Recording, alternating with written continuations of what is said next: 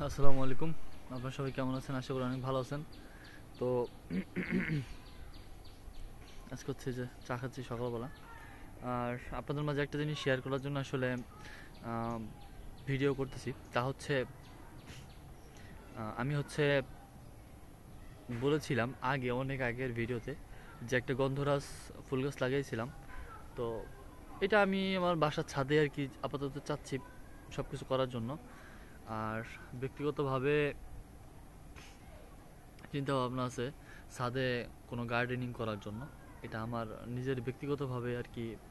আমি চাই যে আমি ছাদের ভিতরে কোনো ছাদ প্ল্যান করব বা ছাদ বাগান করব। এখন সেই জন্য আমার কিছু কিছু জায়গায় আমার জিও ব্যাগ লাগবে। আমি জিও ব্যাগ অর্ডার করব, চিন্তা ভাবনা আছে।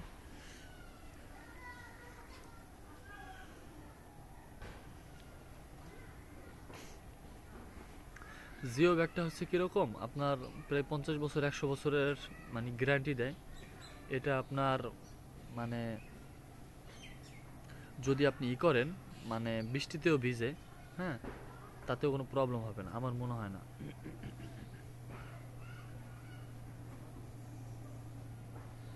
তো আমার কথা হচ্ছে যে ছাদ বাগানে আসলে আমার মানে ছাদের ভিতরে আশপাশে প্রচণ্ড পরিমাণে গাছ, আম গাছ, জাম গাছ, ডাব গাছ, হ্যাঁ, এইগুলো তো ভরা।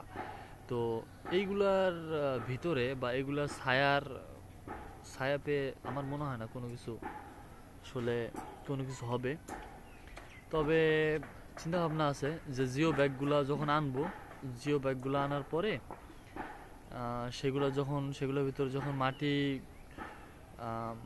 রাখবো সেখানে গাছ লাগানোর জন্য। আবার মাঝে মধ্যে মনে হয় যে মাটিগুলা সংরক্ষণ করে বাইরে থেকে আনি, কারণ জিও ব্যাগের ভিতরে আপনার মাটিগুলা, সেটা ওই যে পটাশিয়াম, ম্যাগনেসিয়াম যেগুলো থাকে, একবারে এ টু জেড সব কিছু মিলিয়ে একটা মাটি তৈরি করে ওরা। তো সেই মাটিটাও কিনে আনার জন্য আসলে প্ল্যান করতেছি। তো কি করি না না করি এটা আপনাদের মাঝে আশা করি শেয়ার করবো আমি, সমস্যা নাই। আর আপনাদের যদি কোনো মতামত থাকে কোনো বিষয়ে, যে ভাইয়া এটা না, এটা করলে আপনাদের বেশি ভালো হবে, যে আপনি জিও ব্যাগটা ইউজ না করে আপনি অন্য কোনো মাধ্যমে কোনো কিছু করতে পারেন কিনা। অনলাইনে তো অনেক কিছু দেখি যে বস্তায় বস্তায় অনেকেই হচ্ছে আপনার আদা চাষ করে, আদা লাগায়, হ্যাঁ। তো আসলে স্পেস আছে, উদ্যোগ নেয়ার মতো মন আছে, কিন্তু আসলে আহ, একটা যে করব সেটাতে আসলে সফল হব না আসলে বিফল হব, এটা আসলে ভেবেই তো আসলে কাজ করা যায় না। তারপরেও চিন্তা ভাবনা আছে যে ছাদ প্ল্যান করার জন্য চিন্তা ভাবনা আছে, ছাদ প্ল্যানটা করব। আর এখন মানে আপনাদের মাঝে মনে হয় আগে পরে আমি কখনো শেয়ার করি নাই যে আব্বা হচ্ছে আপনার ছাদে সিম গাছ লাগিয়েছিল, সিম গাছ। এরপরে আপনার বেগুন গাছ, লাউ গাছ, সব কিছুই লাগাইছে, মরিচ গাছ, হ্যাঁ, এই যে হচ্ছে সেই গাছ।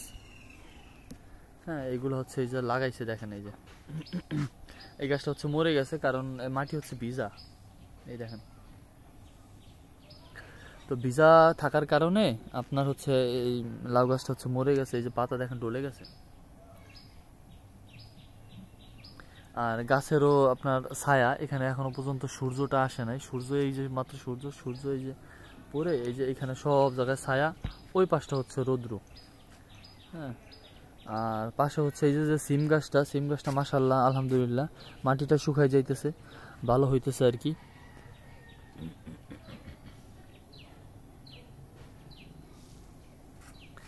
হ্যাঁ, আর এই যে বেগুন গাছ, এই যে বেগুন গাছ আছে এখানে,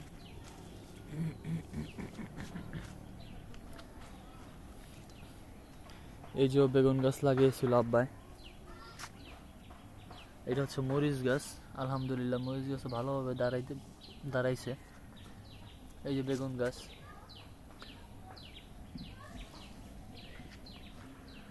আর আপনাদের মাঝে যে আসলে শেয়ার করছিলাম যে গন্ধরাজ ফুল গাছটা আমি লাগিয়েছিলাম, সেটাও আপনাদের মাঝে একটু দেখাই, শেয়ার করি।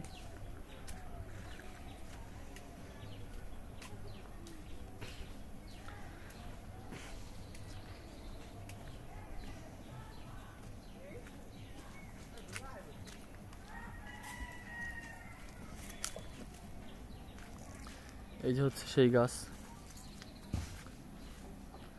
গন্ধরাজ ফুল গাছ। আর এটার মেইন গাছ হচ্ছে হলো এই যে এটা, হ্যাঁ। এই ফুল গাছের হচ্ছে আপনি এই যে ফুল দেখতেছেন না, এটার প্রচন্ড পরিমাণের ঘ্রাণ, মানে বাবার বাইরে। এটা আমি আমার ছোটবেলা থেকে আমি দেখতেছি, এই যে গন্ধরাজ ফুল গাছ এইখানে। তো এটা এখনো আছে এইখানে। এখান থেকে হচ্ছে কলমটা কাটছিলাম মূলত। কলমটা কাটার পরেই আর কি আপনার এই গাছটা লাগাইছি।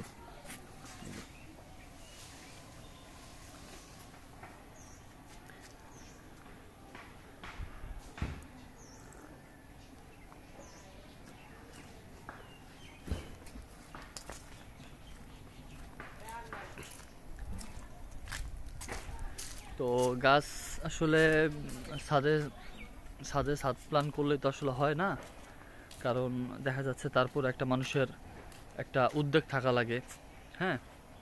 তো সেই উদ্যোগটা আসলে যদি মানে নর্মালি ভাবে আপনি ইনা করতে চান, যে উদ্যোগটা যদি আসলে সম্পূর্ণভাবে আপনি যদি কমপ্লিট করতে চান, সেজন্য আপনার